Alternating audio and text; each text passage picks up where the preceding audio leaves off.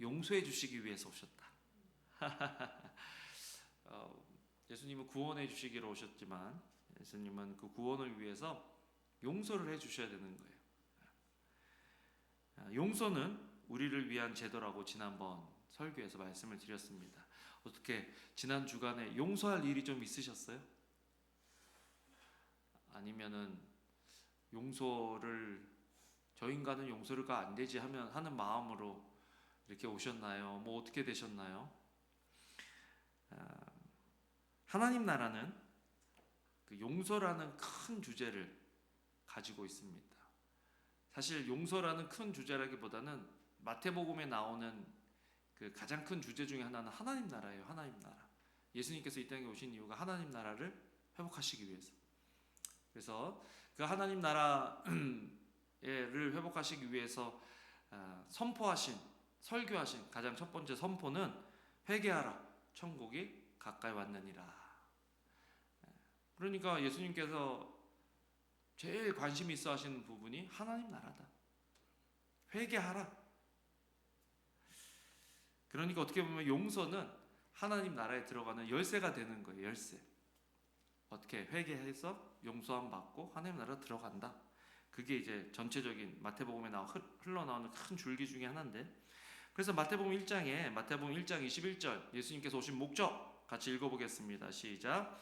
아들을 낳으리니 이름을 예수라 하라. 이는 그가 자기 백성을 그들의 죄에서 구원할 자이심이니라 하니라. 아멘. 아들을 낳으리니 그 이름을 예수라 하라. 이는 그가 자기 백성을 그들의 죄에서 어떻게 한다고요? 구하신다. 구하시려면 어떻게 해야 돼요? 죄를 용서하셔야 되잖아요. 그러니까 마태복음은 하나님 나라라는 큰 관점에서 어떻게 이 하나님 나라를 예수님께서 회복시키실 것인가? 자기 백성을 죄에서 구원해 주셔서 천국 백성이 되게 하신다. 그래서 마태복음에 보면 이 용서라는 단어가 18번이 나와요. 18번. 용서. 중풍병자의 병을 고쳐주시면서도 일어나 걸으라라고 먼저 말씀하시지 않고 뭐라 그러셨어요? 소자야, 내가 죄사함을 받았다. 죄 용서함을 먼저 말씀을 해주십니다. 물론 이 말씀에는 예수님이 하나님의 아들이시다, 예수님이 하나님이시다라는 것들을 알려주시기 위해서 하셨지만, 예수님의 가장 급선무는 그냥 병 고쳐주고 귀신 쫓아내는 게 예수님의 주된 잡이 아니라, 일이 아니라, 사역이 아니라, 예수님의 주된 사역은 죄를 사해 주셔서 천국 시민이 되도록 구원해 주시는 것이 예수님의 가장 큰 사역이었다, 목적이셨다라는 것을 알려주시기 위해서 그런 일들을 하셨다라는 것을 우리가 알 수 있죠. 또 마태복음 18장에는요 70번씩 7번을 용서하라고 하십니다. 지금 제가 얼마큼 용서할까요? 7번 용서할까요? 굉장한 겁니다. 여러분, 누구 7번 용서하기가 쉬울까요? 안 쉬울까요? 네. 7번 나한테 잘못하면 거의 원수예요. 이거는. 그건 계속 그렇게 한다는 거예요. 그죠? 용서했는데도 또 하고, 용서했는데도 또 하고.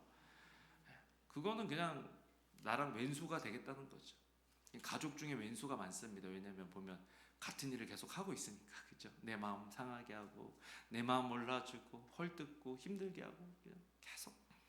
그런데 예수님께서 그 말씀을 들으시고 70번에 7번씩 해라. 이거는 그냥 밑도 끝도 없이 계속 용서해라 라는 그 말씀이죠. 오늘 설교 제목으로 다시 넘어가 보겠습니다. 용서가 쉽냐? 용서가 쉽나? 용서가 쉬워요? 참 어렵습니다. 용서라는 말, 용서해야 된다는 말, 설교하기, 가르치기, 그렇게 하기, 다짐하기, 그거는 그래도 그나마 그런데 직접적으로 누군가를 용서해야 된다는 것은 쉬운 일이 아닙니다. 그리고 최후의 만찬에서 예수님이 뭐라 그러셨냐면요, 이것은 포도주를 이렇게 주시면서 죄 사함을 얻게 하려고 많은 사람을 위하여 흘리는 바 나의 피 곧 언약의 피다. 죄 사함을 위해서 흘리는 나의 피, 언약의 피다. 예수님께서 우리 죄를 용서해 주시기 위해서 이 땅에 오셔서 우리의 죄를 용서해 주셨다. 이게 쉽게 된 일일까요? 아니면 어렵게 된 일일까요? 네, 엄청난 희생, 엄청난 대가를 지불하시고 용서를 하셨다. 그러니까요, 여러분 오늘 설교가 그냥 뭐 용서하세요, 그냥 마음에 결단하면 됩니다, 이게 아니라 정말 어려운 일이지만 어떻게 하면 용서를 할 수 있는지 거기에 대해서 같이 말씀을 듣고 씨름해 보길 원합니다. 첫 번째, 다른 사람을 용서하라. 예수님께서 가르쳐 주신 기도, 우리가 우리에게 죄 지은 자를 용서해 준 것 같이 우리의 죄를 사하여 주옵시고 라고 기도하라고 가르쳐 주셨습니다. 정말 마태복음에서는요, 하나님과의 관계 안에서 용서하라고 이야기를 하고 있지 무작정 용서하라고 얘기하고 있지 않다는 거 우리가 이제 알아야 되는 거죠. 볼 수 있어야 하는 거죠. 예수님께서는 하나님의 용서를 통해 그 용서해 주신 관계를 통해서 다른 사람을 용서하라고 말하고 있습니다. 그리고 그 용서의 본을 예수님께서 십자가에서 보여주시는 거예요. 말씀만 그렇게 하신 것이 아니라 직접 용서의 삶을 사셨고 용서의 본을 보여주셨다. 다른 사람을 용서한다는 거 쉬운 일이 아니라는 게, 예수님도 우리 용서하시기 위해서 그냥 말로 용서해 줄게 이게 아니라 십자가에서 피를 흘려서 돌아가시기까지 그런 고통과 고난을 통과하시면서 우리를 용서하셨다. 그러니까요, 어떤 사람은 용서가 잘 되는데 어떤 사람은 참 용서가 안 되는 그런 사람들이 있습니다. 그러면 예수님을 통해서 어떻게 우리도 용서를 할 수 있느냐? 다른 사람을 용서할 수 있느냐? 첫 번째, 용서는 감정의 문제가 아니라 순종의 문제라는 거예요. 따라해 봅시다. 용서는 감정의 문제가 아니라 순종의 문제다. 용서하려고 할 때 방해하는 게 뭐예요? 감정.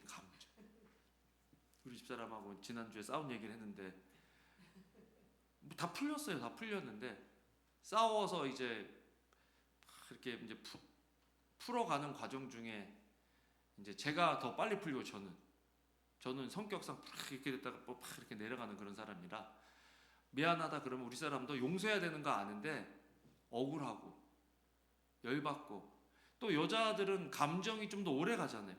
그러니까 항상 하는 말이 있어요. 용서는 했지만 감정은 아직 안 풀렸다. 그러니까 좀 떨어져라. 좀 저쪽 가 있어라. 말 걸지 마라.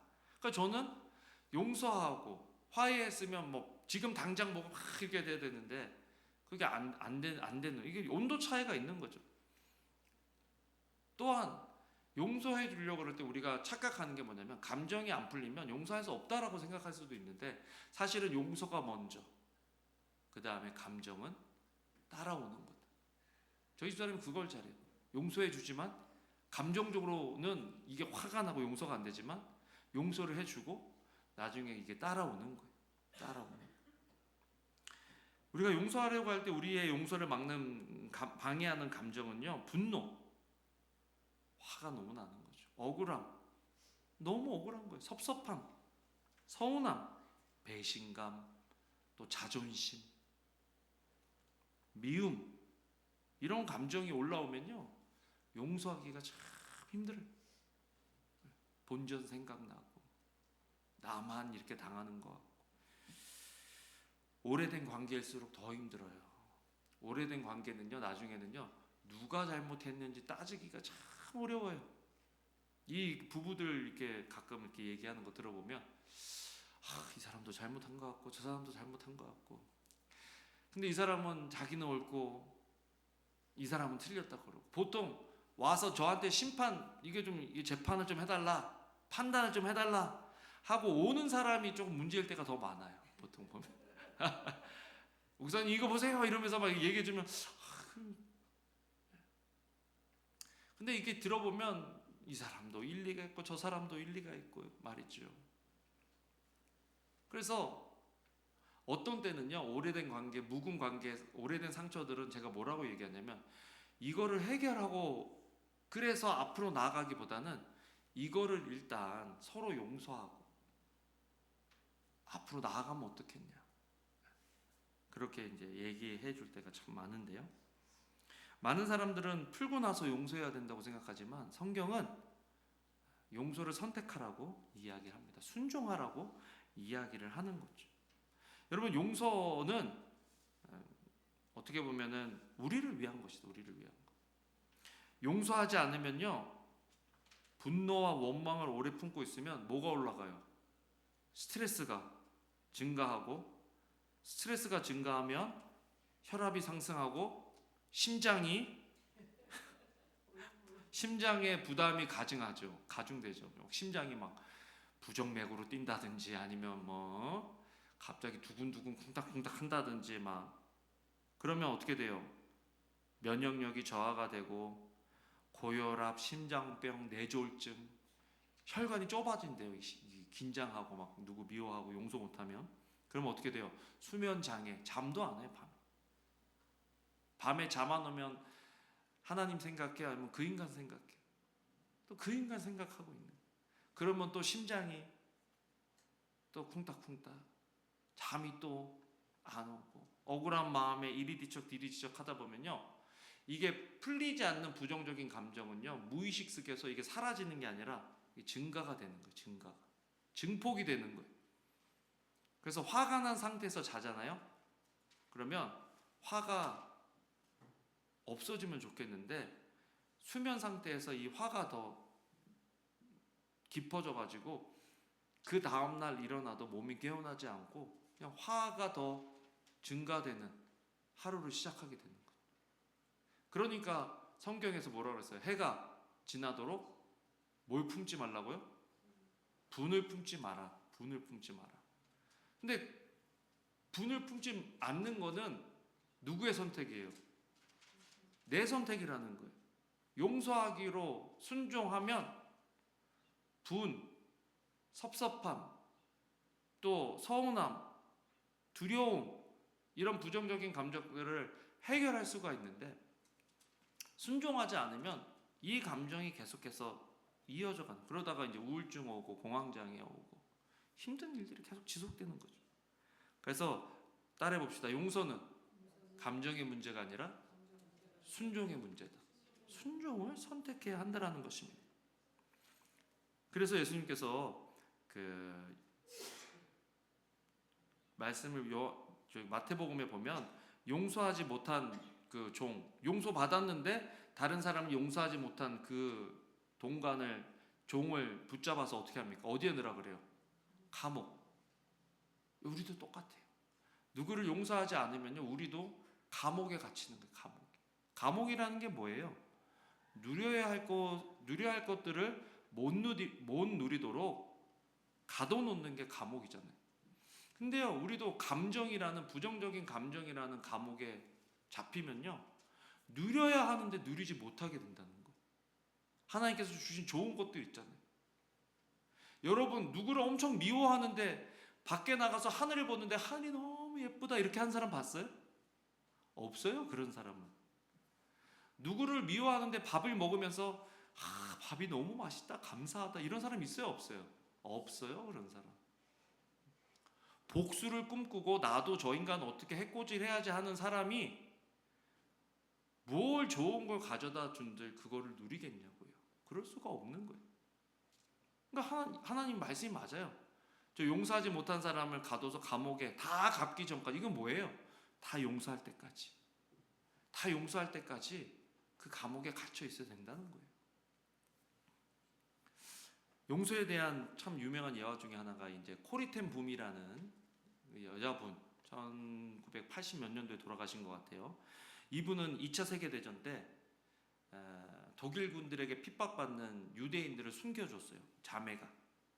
그러다가 누가 밀고 해가지고 언니랑 자신이 이제 여자 수용소에 들어가게 됐는데 너무 힘들고 어려운 그런 고난을 받고 핍박을 받고 고문을 당하고 그러다가 언니가 죽었어요. 그리고 이 코리텐봄이라는 여자분은 행정적인 착오가 있어가지고 감옥에서 나오게 된 거예요. 자기가 감옥에 나오고서 그 감옥에 있던 여자분들이 다 죽었어요.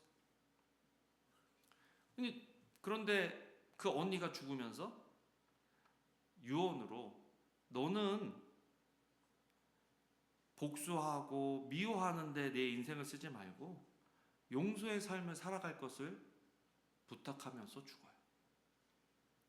그래서 이분이 이제 세계 곳곳을 돌아다니면서 용서와 화해에 대해서 이야기를 하는데 엄청난 영향력이 있는 거예요. 야, 저게 진짜 용서구나. 야, 예수님 믿는 사람은 저렇게 용서하는구나.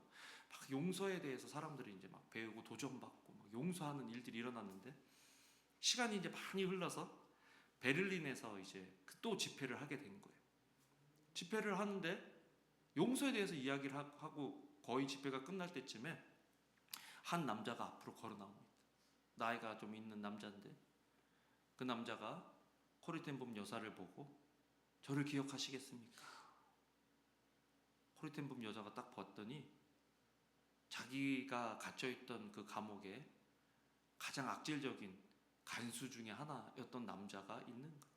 자기 언니 죽게 하고 수많은 사람 괴롭히고 고문했던 그 남자가 앞에 서서, 내가 지금 당신의 간증을 듣고 말씀을 들었는데 이런 나도 용서해 줄 수 있겠습니까? 그런데 코리 텐봄 여사가 몸이 갑자기 탁 엉 거예요. 용서해야 된다고 가르치고 용서해야 된다고 강연하고 용서해야 된다고 간증하던 그분이 이 남자를 보는 순간에 용서가 안 되는 거예요. 자기 언니 죽인 저 사람, 나 괴롭히게 했던 저 사람, 수많은 사람을 정말 힘들게 하고 죽인 저 사람, 내가 용서할 수 있는가? 용서가 안 되는 거예요. 여러분, 용서가 쉬워요? 용서가 어려워요. 용서가 어려워요.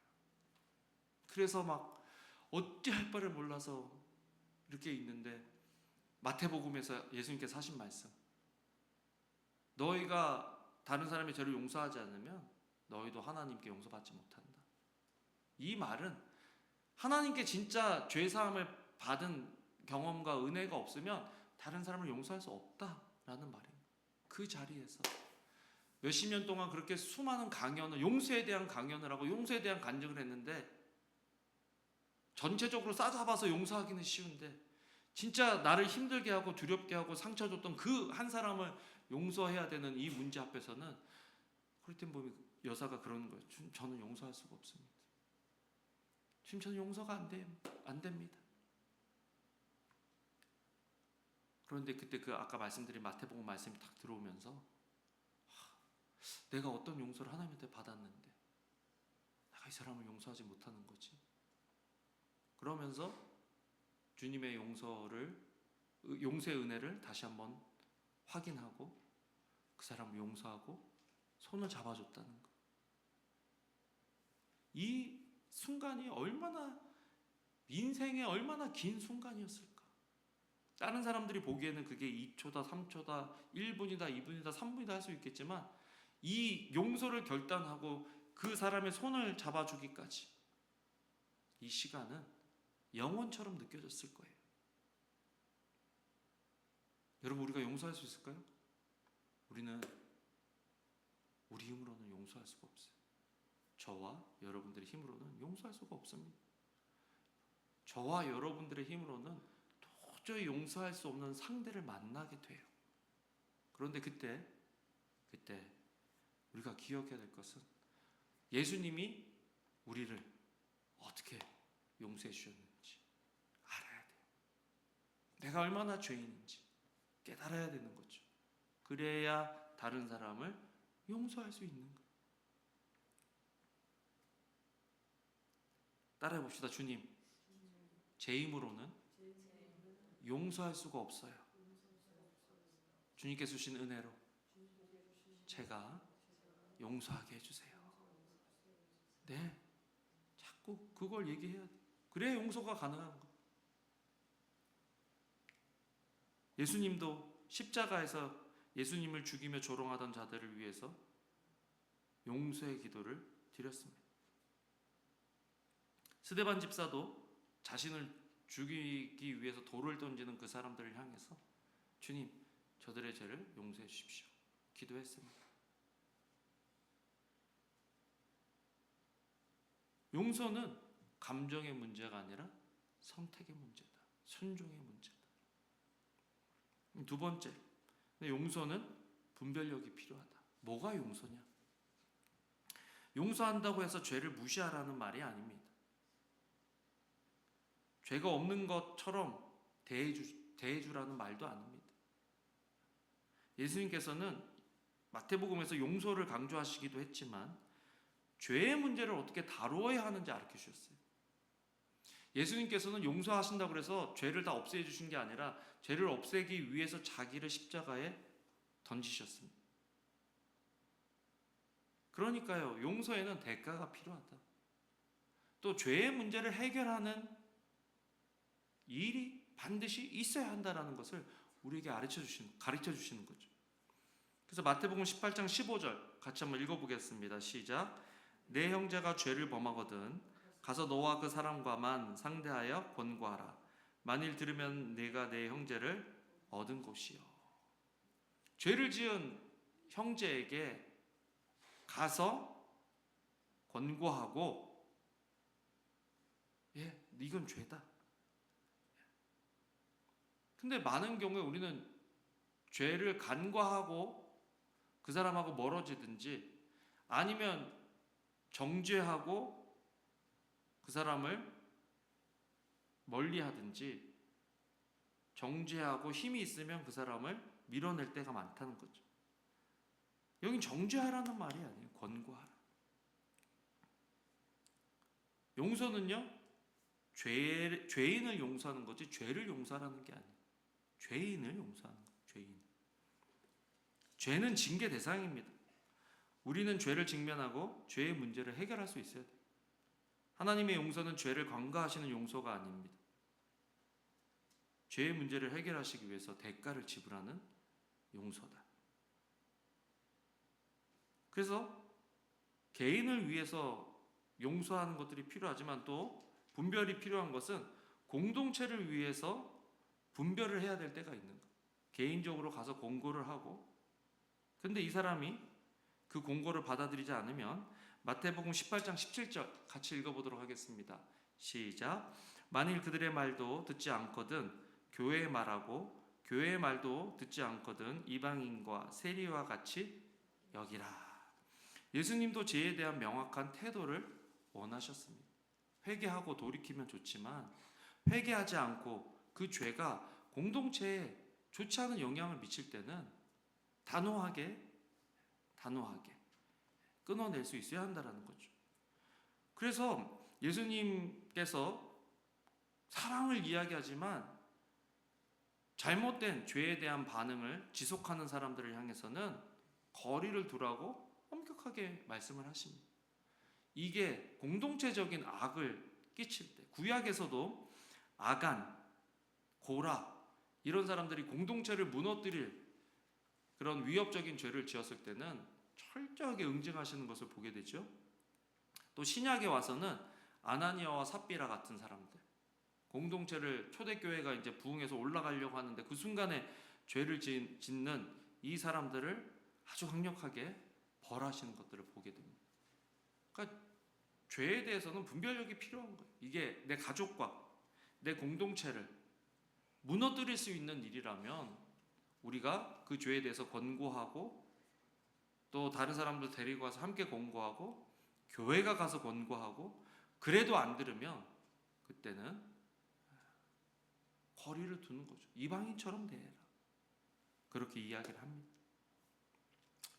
여러분, 예수님께서 십자가에서 못 박혀 돌아가신 후에 자신을 못 박는 그 사람들을 위해서 용서의 기도를 올리셨습니다. 그런데 부활하신 후에 예수님 어떻게 하셨다고요? 그 사람들 다 찾아가시면서 또 용서해줄게 그러셨어요? 아니면 누구에게 찾아가셨어요? 제자들에게 찾아가신 거예요. 제자들에게. 예수님을 배반하고 도망간 자들이었지만 그들을 찾아가서 다시 사명으로 회복시켜 주신다. 분별력이 필요한 거예요. 분별력. 두 번째로, 용서는 강자의 선택이다. 강자. 따라해 봅시다. 용서는 강자의 선택이다. 강한 사람만이 용서할 수 있습니다. 이 힘이 없어서 어쩔 수 없이 용서할게 이게 아니라 용서는 강자가 할 수 있는 거예요. 하나님은 온 우주에서 가장 강하신 분이신데 이 하나님께서 용서하셨을 때 온 인류가 죄사함을 받는 길이 열린 거예요. 우리에게 필요한 것은 이 강하신 하나님을 의뢰하고 신뢰하면서 다른 사람을 용서하는 삶을 살아가야 한다는 거죠. 약해서 용서해 주는 게 아니에요. 용서는 강자의 선택입니다. 세상 사람들은, 어떤 사람들은 복수하려고 강해집니다. 복수는 나의 힘. 세상에서 성공해서 나 무시하던 사람들, 나 까이보던 사람들, 나 상처 주던 사람들 내가 혼쭐을 내줄 거야. 이러면서 막 성공하려고 하는 사람들이 많아요. 그런데 하나님께서는 그런 것들을 하나님께 맡기고 우리는 용서하라고 하십니다. 여러분, 남아프리카 공화국의 넬슨 만델라라는 사람은 백인들에게 엄청난 핍박을 받은 그런 사람이었어요. 그런데 이 사람이 나중에 남아프리카 공화국의 대통령이 되었을 때 많은 사람들이 이제 이 사람이 자기 괴롭히던 백인들 복수해 줄 거야 기대를 하고 있었는데, 대통령 그 축하연에 이 자기를 힘들게 하고 무시하고 박해하던 사람들을 취임식에 초대를 하고 그 사람들에게 악수를 합니다. 복수를 하는 게 아니라 화해를 하는 거예요. 화해. 그러면서 이런 말을 해요. 용서는 영혼을 자유롭게 한다. 따라해 봅시다. 용서는 영혼을 자유롭게 한다. 같이 읽을까요? 시작. 그것은 두려움을 제거한다. 그래서 용서는 강력한 무기다. 그분이 하신 말씀. 누구보다도 복수해도 이상하지 않은 그런 상황에 이 사람 복수를 선택하는 것이 아니라 용서를 선택했다. 강자, 진정한 강자는 용서를 선택한다. 왜 그런 일들이 가능할까 하면요, 사실은 히브리서 10장 30절 같이 읽어보겠습니다. 시작. 원수 갚는 것이 내게 있으니 내가 갚으리라 하시고 또 다시 주께서 그의 백성을 심판하리라 말씀하신 것을 우리가 아노니. 원수 갚는 것이 누구한테 있다고요? 하나님한테 있다. 자꾸 우리는 하나님의 심판대 위에 우리가 서려고 해요. 그런데 우리가 하나님의 심판대에 서지 말아야 될 이유가 뭡니까? 우리는 하나님처럼 온전한 존재가 아니라는 거예요. 우리도 실수하고, 우리도 누군가에게 상처 주고, 우리도 누군가에게는 두려움의 대상이 되고 분노의 대상이다. 그렇기 때문에 우리가 심판대에 올라갈 수가 없는 거예요. 원수 갚는 것을 그래서 누구한테 맡기라고요? 하나님, 온전하신 하나님께 맡겨드려야 한다는 것입니다. 하나님은요, 죄를 간과하시는 분이 아니잖아요. 예. 그러니까 하나님께서 하나님의 때에 하나님의 방법으로 반드시 그 죄의 문제를 다루신다는 거예요. 내가 이거를 어떻게 그냥 해결하려고 권고할 수 있죠. 그런데 이거를 해결하기 위해서 내가 막 나서서 그 사람을 파헤치고 막 어떻게 해버리겠다, 해보겠다, 바꿔놓겠다. 바뀌어요, 안 바뀌어요? 진짜 안 바뀌어요. 잘 안 바뀌어요. 그래서 우리는 용서할 수 있어야 됩니다. 우리는 하나님을 온전히 신뢰함으로 다른 사람을 용서할 수 있어야 합니다. 요셉이 그랬어요. 요셉이 그걸 알았던 거예요. 요셉이 형들에게 팔려서 종살이하고 심지어는 감옥에 갔을 때 이 사람이 용서하지 못하는 마음이 있었으면 이 사람은 총리가 될 수 없는 사람이에요. 하나님이 쓰실 수가 없는 사람이에요. 그런데 용서하니까 하나님께서 그 사람을 사용하셔서 애굽의 총리가 되게 하시고 형들을 다시 만나게 하신 거예요. 어디서? 최정상에서. 죽여도 되는 그런 자리에서. 노예로 만들어도 되는 그 자리에서. 이거는 드라마에서 보면 이제 사이다 결론, 사이다. 고난받던 사람이, 억울했던 사람이 딱 돼서 그 악한 사람 딱 쳐버리고 징계하고 막 속이 후련한데, 요셉이 형들한테 뭐라 그러냐면 창세기 50장 19, 20절. 요셉이 두 번 용서한 장면이 나오는데 첫 번째 장면에서는 이 말이 없는데 두 번째는 이 말이 나와요. 같이 한번 읽어보겠습니다. 시작. 요셉이 그들에게 이르되 두려워하지 마소서. 내가 하나님을 대신하리이까. 당신들은 나를 해하려 하였으나 하나님은 그것을 선으로 바꾸사 오늘과 같이 많은 백성의 생명을 구원하게 하시려 하셨나니. 용서. 근데 뭐라 그래요? 내가 하나님을 대신하리까. 뭐예요? 하나님이 당신 잘못한 거 대로 갚으실 거야. 근데 나는 내가 그 일에 동참하지 않고 나는 당신들을 용서한다. 근데 이미 형들은요, 동생을 팔아놓고 동생을 만나기 전까지 무슨 일만 있으면, 안 좋은 일만 있으면, 내가 그때 동생 죽이려고 그래서 그랬나? 내가 그때 동생 팔아서 그랬나? 그걸로 계속 네 탓이다, 네 탓이다. 내가 그때 이렇게 하자 그랬냐, 저렇게 하자 그랬냐, 너다 아니다 탓하고, 또 두려워서 떨고, 그것 때문인지 의심하고, 그런 삶을 살았단 말이에요. 이미 벌을 받고 있었다. 요셉도 그걸 알기 때문에 하나님께 맡기고, 나는 하나님이 그것들을 선으로 바꾸신 거 안다. 예, 여러분, 오늘 우리에게 상처 주는 사람들 우리가 용서할 수 있는 이유는 하나님께서 나의 이 어려움, 나의 이 상처, 나의 이 고통을 그럼에도 불구하고 선으로 바꾸실 것을 알기 때문에 그래요. 알기 때문에. 강한 사람이 된 거예요, 요셉.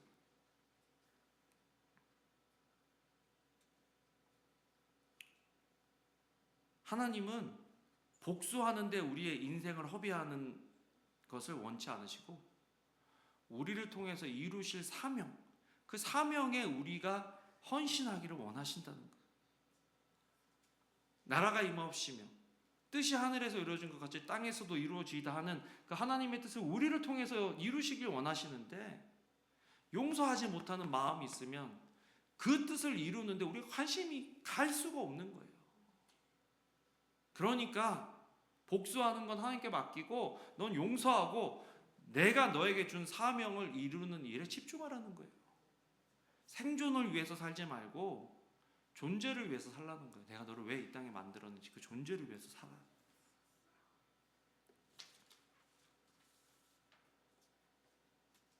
로마서 8장 28절에 우리가 알거니와 하나님을 사랑하자 곧 그 뜻대로 부르심을 입은 자들에게는 모든 것이 합력해서 선을 이룬다. 오늘 내 속상한 일, 나를 힘들게 만드는 그 사람, 정말 힘들고 어렵고 고통스럽고 상처일 수 있지만 하나님을 사랑하고 하나님의 나라와 하나님의 의를 구하는데 내가 먼저